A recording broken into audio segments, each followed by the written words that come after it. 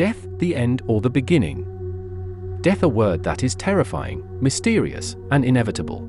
From the moment we are born, death walks in the shadow of life. But what really happens when we die? Do we simply fade away? Does our mind continue? Is there something beyond matter? From a biological perspective, death is the cessation of vital bodily functions. There are three main indicators of death. 1. Cardiac arrest, the heart stops pumping blood. Oxygen delivery to organs ceases. 2. Brain death, the brain stops producing signals. Neural activity shuts down. 3. Cellular death, cells begin to break down. Enzymes are released from within and tissues begin to decompose. But this process isn't instantaneous.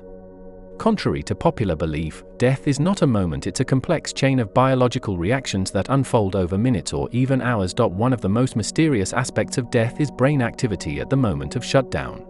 Studies have shown that the human brain remains active for several minutes after cardiac arrest.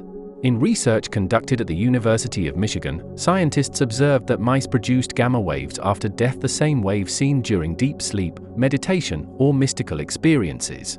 These findings may explain the many reports of near-death experiences, NDE, seeing a tunnel of light, feeling an out-of-body sensation. Life review, a sense of peace or intense fear. Are these merely chemical reactions in the brain, or signs of something beyond?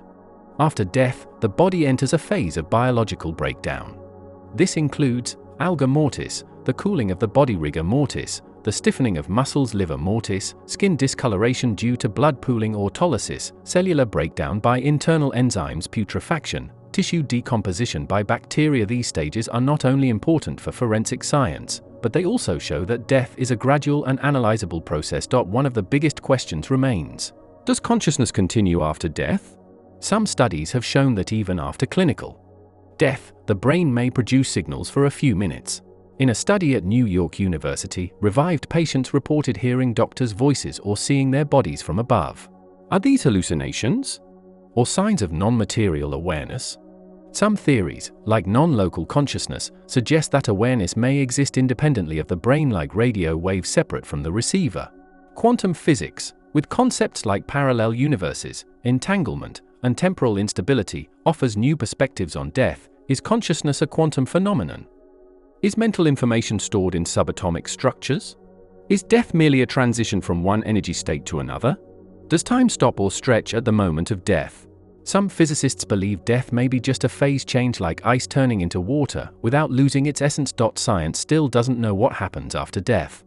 But it does know that death is a complex biological, neurological, and perhaps quantum process. And maybe, just as life is mysterious, death too is a gateway to the unknown. Sufis call death fana, annihilation of the self, the world, and ultimately in the divine. Rumi says, death is another birth, from dust to the heavens.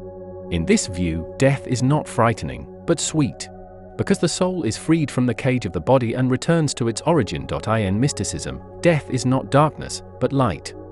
Not an end, but a beginning. Not separation, but union. The Sufi dies before dying, and in that death, finds true life. Death, an unanswered question or a mirror of life.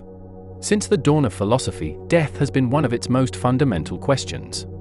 Not just as the end of life, but as a mirror reflecting its meaning. Socrates, Epicurus, Heidegger, Nietzsche, and many others have each viewed death from a unique angle. Let's journey through their thoughts to see what death means to them. Socrates, death as liberation from the body. In his final moments, Socrates drank the hemlock and said, "Death is liberation. The soul is freed from the prison of the body." To him, death was not terrifying, but a transition to another realm. He believed the soul was eternal, and death was a chance to reach pure truth. Epicurus, why we shouldn't fear death. Epicurus, the pleasure-seeking Greek philosopher, had a very different view. He said, "Death is nothing to us, because when we exist, death is not present, and when death is present, we no longer exist." To Epicurus, fearing death was meaningless, since we cannot experience it.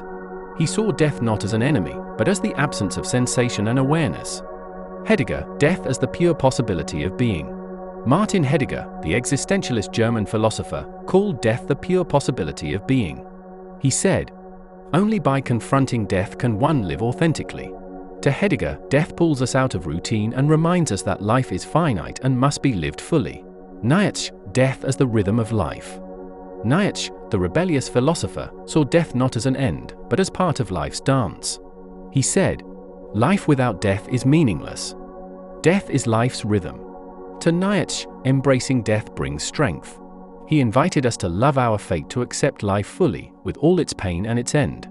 Eastern philosophy, cycles, liberation, and unity. In Buddhist philosophy, death is part of samsara, the cycle of rebirth and suffering. The goal is to reach nirvana, liberation from the cycle and union with ultimate truth. In Hindu philosophy, death is a chance to reach moksha, freedom from repeated births, and return to Atman, the universal soul. In today's world, death is not just an end, but a motivation to live meaningfully, lovingly, and consciously. In philosophy, death is not just an event, it's a teacher. It reminds us that life is short and must be lived with full presence. It tells us that meaning lies in moments. And perhaps, as Socrates said, death is merely a passage, not an end. Death is the one experience all humans will face. Regardless of language, culture, religion, or belief, death awaits us all. But is it truly the end? Or just a transition? Is it silence? Or the beginning of another light? In this video, we explore death from multiple angles. From science, which sees death as a biological and neurological process. From philosophy, which sees death as a mirror of life. From mysticism, which sees death as union with the beloved. And from human experience, which sees death as both terrifying and beautiful. Science still doesn't know what happens after death, but it knows the brain remains active for moments after cardiac arrest. It knows near-death experiences are real, even if immeasurable. And it knows consciousness may transcend matter. Philosophers say, death pulls us out of routine. Death gives life meaning. Death forces us to choose, to think, to live. For every human, death is a unique experience. Some see it as darkness, some as light. Some see it as an end, some as a beginning. But all stand humble before it. If death is this mysterious, this deep, this certain, then what should life be? Perhaps life is a chance for meaning, for love, for growth, for awareness. Perhaps life is a rehearsal for death, and death a rehearsal for life.